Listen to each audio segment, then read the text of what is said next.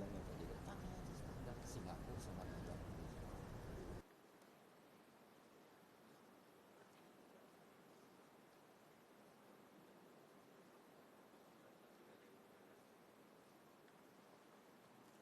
Bismillahirrahmanirrahim. Assalamualaikum warahmatullahi wabarakatuh. Selamat pagi, salam sejahtera bagi kita semuanya. Om Swastiastu, Namo Buddhaya, salam kebajikan. Yang saya hormati Bapak Wakil Presiden, para Menko, para Menteri, yang saya hormati seluruh ketua dan pimpinan lembaga yang hadir, yang tidak bisa saya sebut satu persatu. Bapak Ibu sekalian yang saya hormati,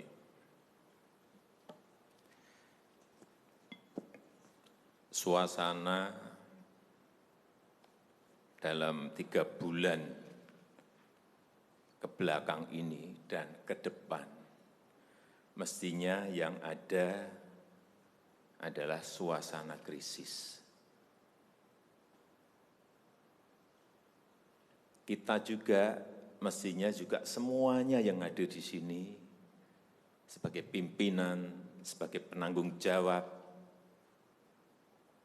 kita yang berada di sini ini bertanggung jawab kepada 260 juta penduduk Indonesia. Ini tolong digarisbawahi. Dan perasaan itu tolong sama, kita sama. Ada sense of crisis yang sama. Hati-hati, OECD terakhir sehari 2 hari yang lalu menyampaikan bahwa growth, pertumbuhan ekonomi dunia terkontraksi 6, bisa sampai ke 7,6%, 6 sampai 7,6% minusnya. Bank Dunia menyampaikan bisa minus 5%. Perasaan ini harus sama. Kita harus ngerti ini. Jangan biasa-biasa saja. Jangan linier. Jangan menganggap ini norma. Bahaya sekali kita. Saya melihat masih banyak kita yang menganggap ini normal. Nah, kalau saya lihat Bapak, Ibu, dan saudara-saudara masih ada yang melihat ini sebagai sebuah masih normal, berbahaya sekali. Kerja masih biasa-biasa saja. Ini kerjanya memang harus ekstra luar biasa, extraordinary. Perasaan ini tolong sama. Kita harus sama perasaannya, kalau ada yang berbeda satu saja sudah berbahaya. Jadi tindakan-tindakan kita, keputusan-keputusan kita, kebijakan-kebijakan kita, suasana adalah harus suasana krisis. Jangan kebijakan yang biasa-biasa saja, menganggap ini sebuah kenormalan. Apa-apaan ini? Mestinya suasana itu ada semuanya. Jangan memakai hal-hal yang standar pada suasana krisis. Manajemen krisis sudah berbeda semuanya mestinya. Kalau perlu kebijakan perpu, ya perpu saya keluarkan. Kalau perlu perpres saya keluarkan. Kalau saudara-saudara punya peraturan menteri keuangan, keluarkan untuk menangani negara, tanggung jawab kita kepada 267 juta rakyat kita.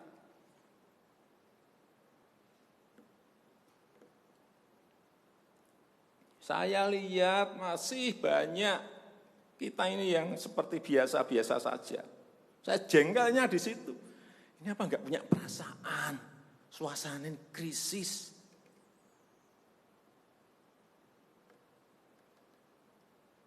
Yang kedua, saya perlu ingatkan belanja-belanja di kementerian. Saya lihat laporan masih biasa-biasa saja. Segera keluarkan belanja itu secepat-cepatnya karena uang beredar akan semakin banyak. Konsumsi masyarakat nanti akan naik. Jadi belanja-belanja kementerian tolong dipercepat. Sekali lagi, jangan menganggap ini biasa-biasa saja. Percepat, kalau ada hambatan keluarkan peraturan menterinya agar cepat. Kalau perlu perpres, keluarkan perpresnya. untuk pemulihan ekonomi nasional. Misalnya saya berikan contoh, bidang kesehatan, itu dianggarkan 75 triliun. 75 triliun. Baru keluar 1,53% coba. Uang beredar di masyarakat kerem ke situ semua. Segera itu dikeluarkan dengan penggunaan-penggunaan yang tepat sasaran, sehingga men-trigger ekonomi. Pembayaran tunjangan untuk dokter spesialis, untuk tenaga medis, segera keluarkan. Belanja-belanja untuk peralatan, segera keluarkan. Ini sudah disediakan 70-an triliun seperti itu.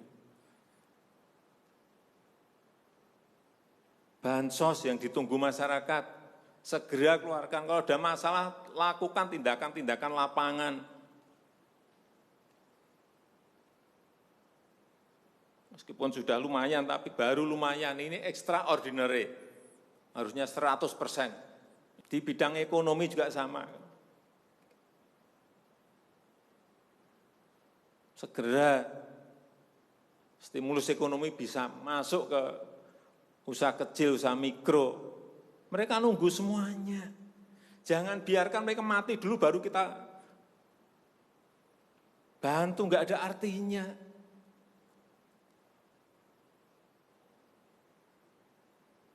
Berbahaya sekali kalau perasaan kita seperti nggak ada apa-apa, berbahaya sekali. Usaha mikro, usaha kecil, usaha menengah, usaha gede, perbankan, semuanya yang berkaitan dengan ekonomi manufaktur, industri, terutama yang padat karya, beri prioritas pada mereka supaya enggak ada PHK. Jangan sudah PHK gede-gedean, duit rupiah pun belum masuk ke stimulus ekonomi kita. Hanya gara-gara urusan peraturan. Ini extraordinary. Saya harus ngomong apa adanya, enggak ada progres. Yang signifikan enggak ada.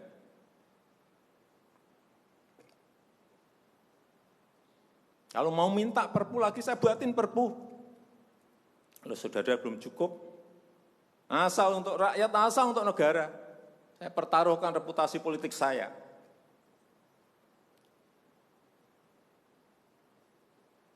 Sekali lagi tolong ini betul-betul dirasakan kita semuanya. Jangan sampai ada hal yang justru mengganggu. Sekali lagi, langkah-langkah extraordinary ini betul-betul harus kita lakukan. Dan saya membuka yang namanya langkah, entah langkah-langkah politik, entah langkah-langkah kepemerintahan akan saya buka.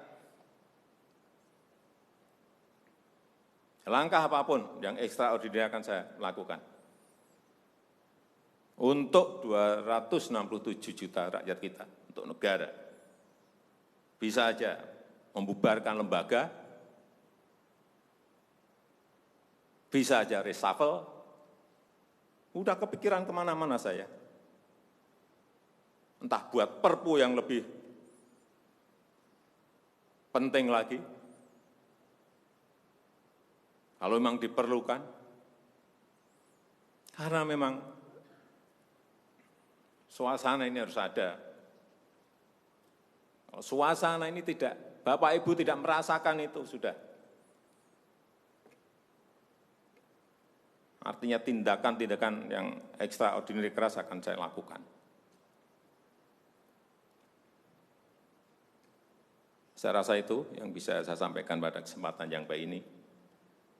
Saya betul-betul minta pada Bapak Ibu dan saudara-saudara sekalian mengerti, memahami apa yang tadi saya sampaikan. Kerja keras dalam suasana seperti ini sangat diperlukan. Kecepatan dalam suasana seperti ini sangat diperlukan. Tindakan-tindakan di luar standar saat ini sangat diperlukan dalam manajemen krisis. Sekali lagi, kalau payung hukum masih diperlukan, saya akan siapkan. Saya rasa itu yang bisa saya sampaikan. Terima kasih. Assalamualaikum warahmatullahi wabarakatuh.